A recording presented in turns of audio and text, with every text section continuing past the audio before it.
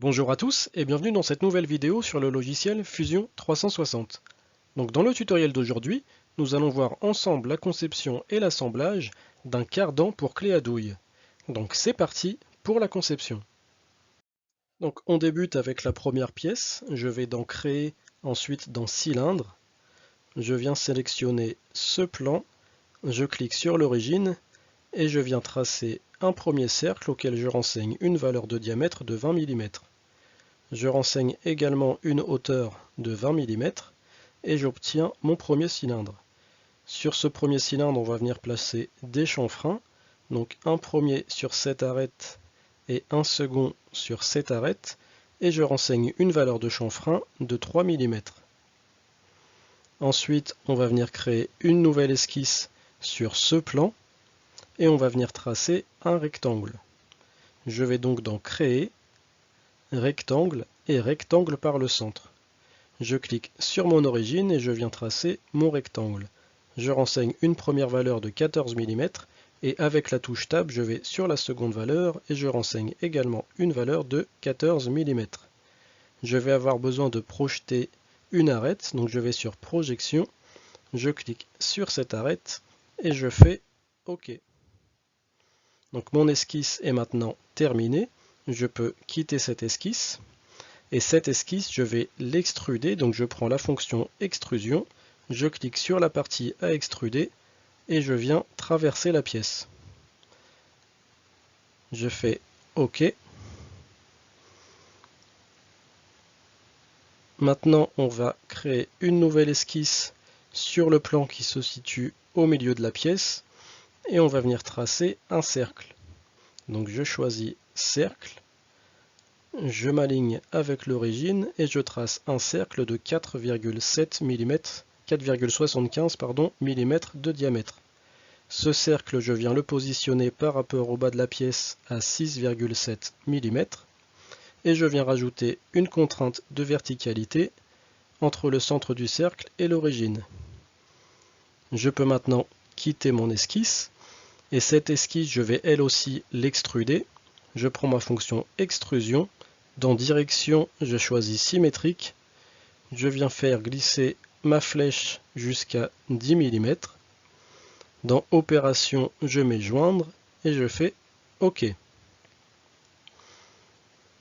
On va créer la même esquisse sur l'autre plan. Donc je sélectionne mon plan. Je viens tracer un nouveau cercle, mais cette fois-ci sur le haut de la pièce. Toujours d'un diamètre de 4,75 mm. Je viens le positionner cette fois par rapport au haut de la pièce, donc toujours d'une valeur de 6,7 mm. Et je viens là aussi rajouter ma contrainte de verticalité entre le centre du cercle et l'origine. Mon esquisse est maintenant terminée, je peux quitter cette esquisse. Je vais elle aussi l'extruder de façon symétrique d'une valeur de 10 mm. Dans Opération, je mets joindre et je fais OK. Donc sur cette pièce, on va rajouter des congés. Je sélectionne ma fonction congé. Je viens sélectionner cette arête, cette arête, cette arête, ainsi que cette arête. Et je renseigne une valeur de 1,25 mm. Je vais également mettre des congés sur cette face, sur cette face, sur cette face et sur cette face. Je vais sélectionner les mêmes faces sur le bas de la pièce, ainsi que les bouts de chacun des cylindres.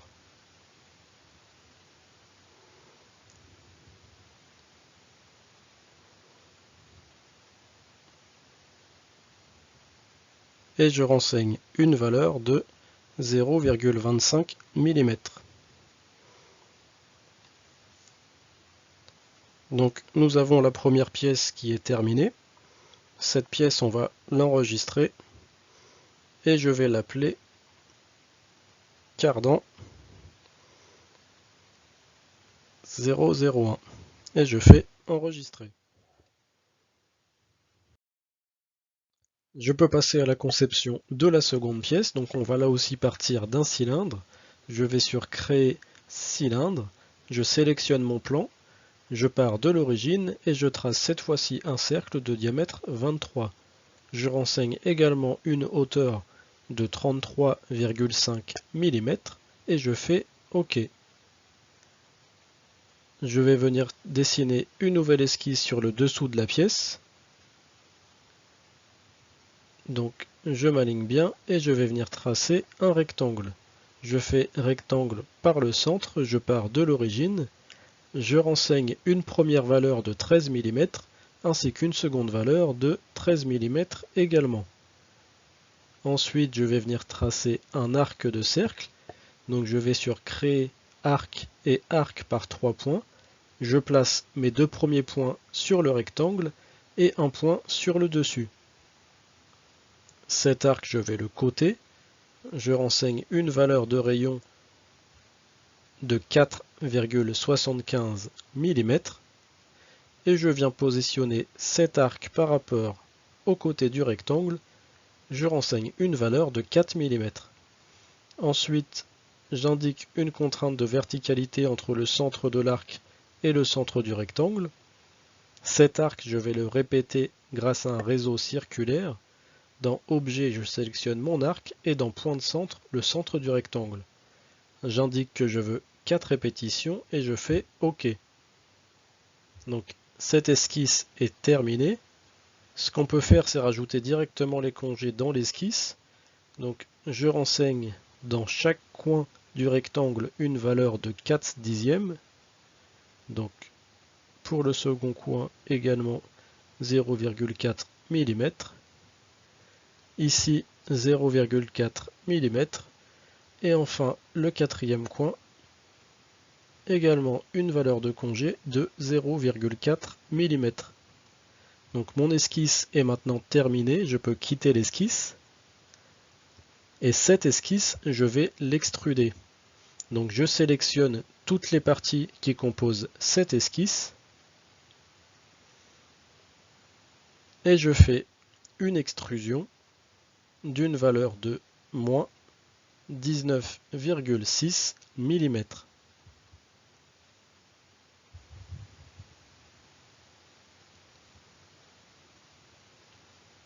Ensuite, je vais créer une nouvelle esquisse sur le plan milieu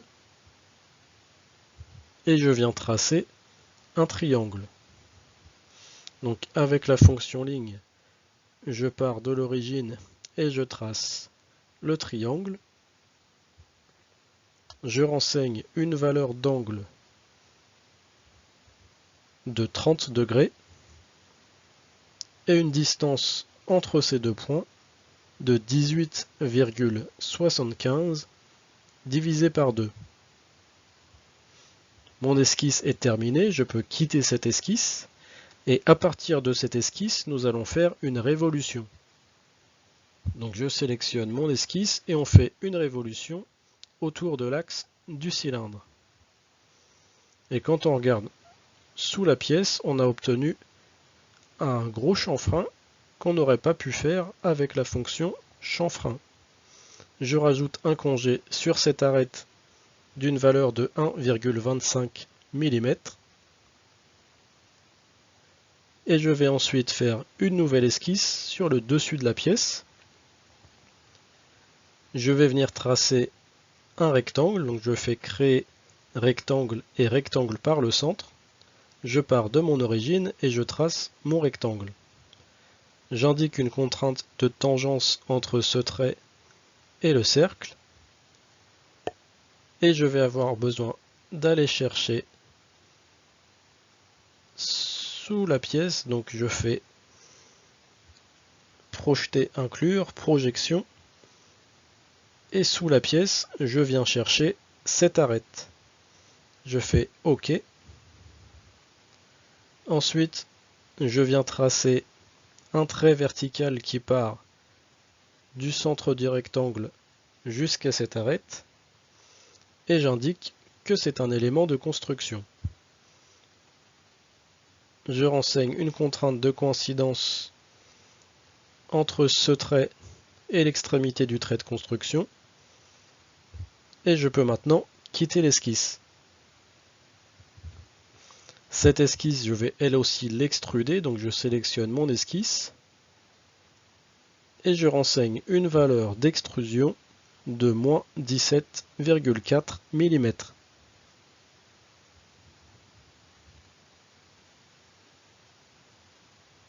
Ensuite, je vais créer une nouvelle esquisse sur le plan milieu. Et je vais venir tracer un nouveau profil. Donc à l'aide de l'outil ligne, je trace ce profil.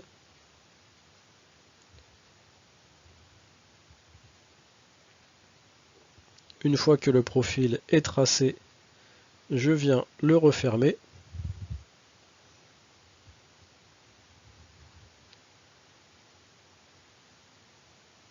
Et je vais pouvoir placer mes contraintes. Mais avant ça, je vais devoir placer un nouveau trait vertical qui sera un élément de construction et qui part du centre de la partie arrondie jusqu'à mon origine.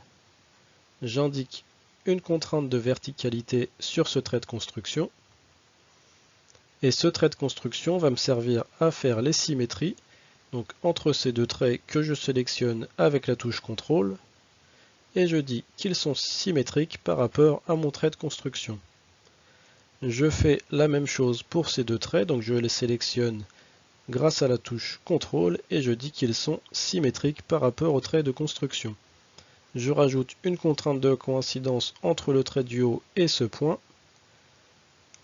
entre ce trait et ce point, ainsi qu'entre ce trait et ce point.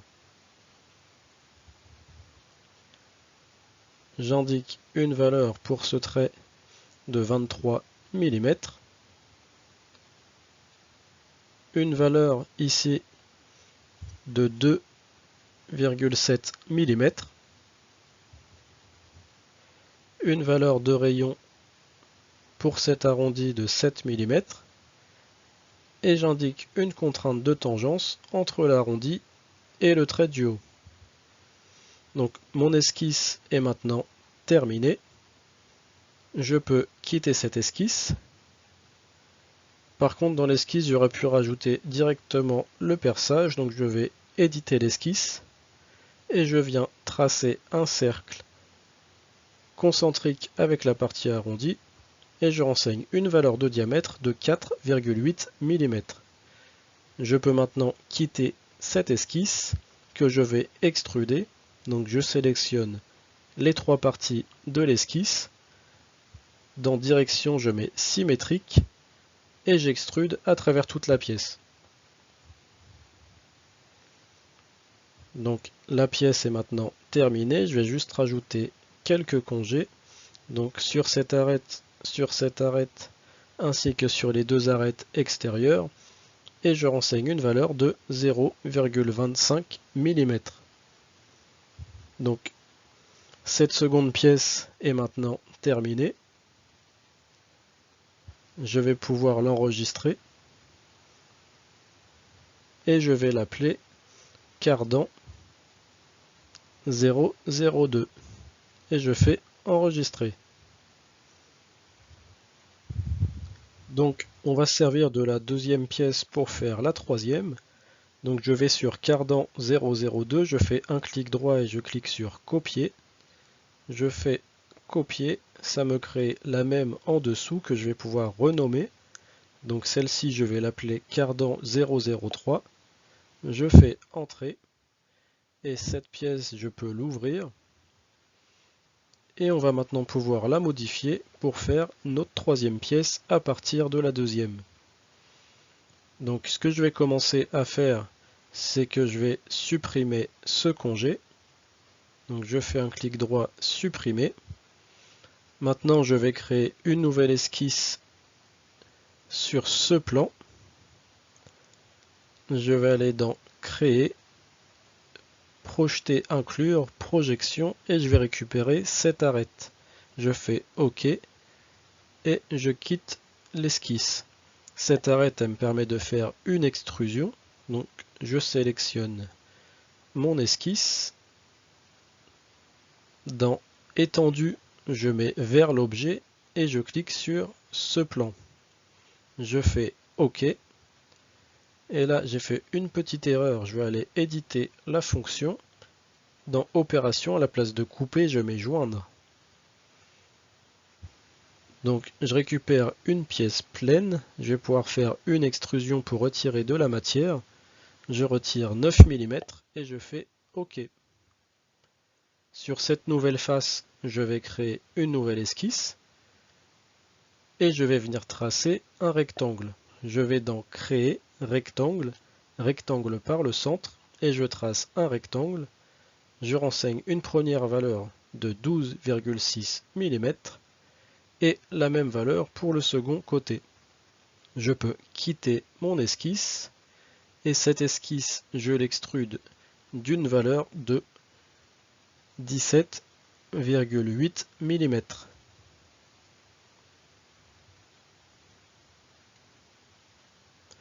Je vais maintenant créer une nouvelle esquisse sur le plan milieu et je vais venir tracer un triangle. Donc à l'aide de l'outil ligne, je trace le triangle. Je renseigne une valeur d'angle ici de 45 degrés. Je mets une contrainte de coïncidence entre ce trait et ce point. Et je renseigne une valeur entre ce point et l'origine de 5,7 mm.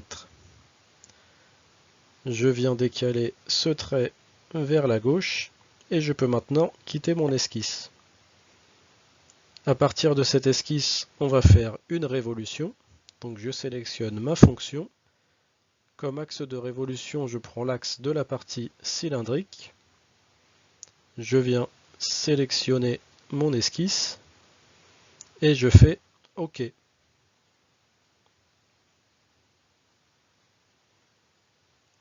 Donc on va maintenant pouvoir ajouter des congés. Donc je sélectionne ces 4 arêtes et je renseigne une valeur de congé de 1,25 mm. Je fais Entrée. Je vais également rajouter des congés sur cette face ainsi que sur ces 4 arêtes.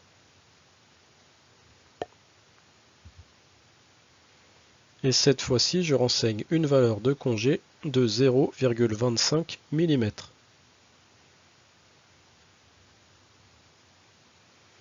Donc la pièce est pratiquement terminée. On va juste rajouter une dernière esquisse sur le plan milieu. Et on va venir représenter la petite bille de blocage. Donc je crée 2 traits de cette façon. Sur celui du haut, je viens renseigner une valeur de 1,35 mm. Et sur celui du bas, une valeur de 3 mm.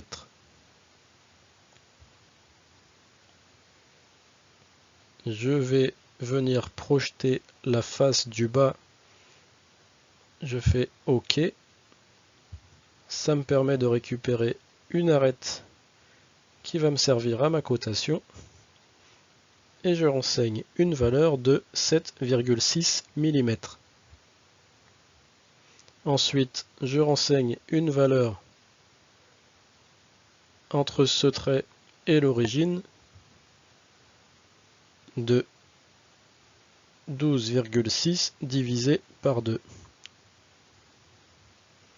Je vais avoir besoin d'un trait de construction vertical qui part de ce point. Et enfin, je vais faire un arc. Donc je vais dans Créer arc, arc par 3 points. Je sélectionne ce point et ce point, et je trace un arc tangent avec le trait de construction. Donc je peux maintenant quitter mon esquisse, et à partir de cette esquisse, on va faire une révolution autour de cet axe, et je fais OK. Donc nous avons maintenant les 3 pièces qui sont réalisées. On va pouvoir passer à la partie assemblage. J'enregistre ma pièce. Donc j'ouvre un nouvel onglet et je vais directement enregistrer. Parce que si j'enregistre pas, je ne pourrai pas mettre mes pièces à l'intérieur de l'assemblage. Donc je l'appelle assemblage cardan, je fais enregistrer et maintenant je vais pouvoir aller chercher mes pièces. Donc je fais glisser le cardan 001, je fais OK. Ensuite le cardan numéro 2, je le déplace un petit peu pour faciliter l'assemblage.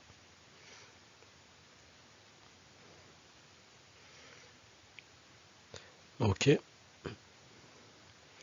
Et enfin, la troisième partie. Donc c'est pareil, je le repositionne pour faciliter l'assemblage.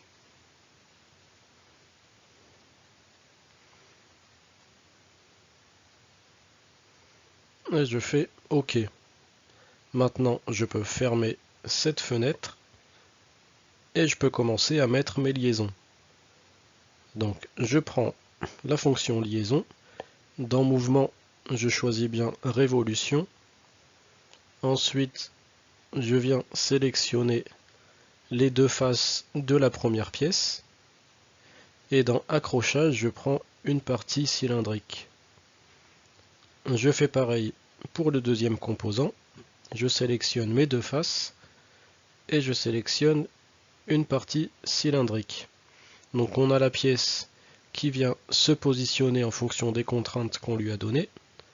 On voit qu'elle est bien centrée.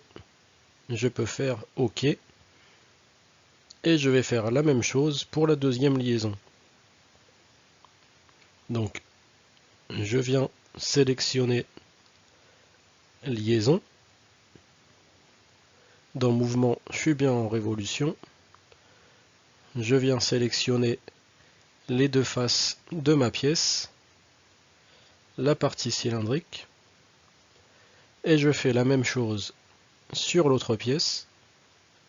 Je sélectionne les 2 faces,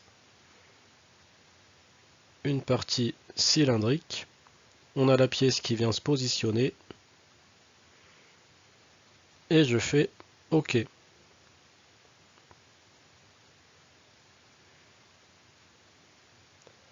Donc, comme tout assemblage, il faut une pièce fixe. Moi, je prends le cardan 002. Et maintenant, on voit qu'on peut faire bouger notre cardan. Le seul problème, c'est qu'il n'a pas de limite. C'est-à-dire que les pièces viennent en collision. Donc, pour régler le problème, je vais dans Assembler, activer les jeux de contact, nouveau jeu de contact, et je sélectionne mes 2 composants. Maintenant, si je viens les faire bouger, on voit que les pièces ne peuvent pas venir en collision. Donc voilà, j'espère que ce tutoriel vous aura plu et vous aura été utile. Pour ceux que ça intéresse, j'ai un petit truc à vous présenter. Je sais qu'il y a plusieurs personnes en commentaire qui m'ont fait des remarques pour me dire qu'elles avaient du mal avec les déplacements, les rotations de pièces, etc. Ce que je veux vous présenter, c'est une souris 3D. En fait, c'est un kit qui est composé de 2 parties. On a une partie main gauche avec un joystick qui va nous permettre de faire tous les déplacements, les rotations de pièces. Il y a aussi des boutons programmables pour mettre des raccourcis, etc. Et ensuite, on a une partie droite, donc c'est une souris standard, mais qui est équipée de 3 boutons, donc le clic gauche le clic droit, et en plus de ça, on a un bouton au milieu pour remplacer la roulette, et on a aussi des boutons qui sont programmables pour mettre des raccourcis sur la souris.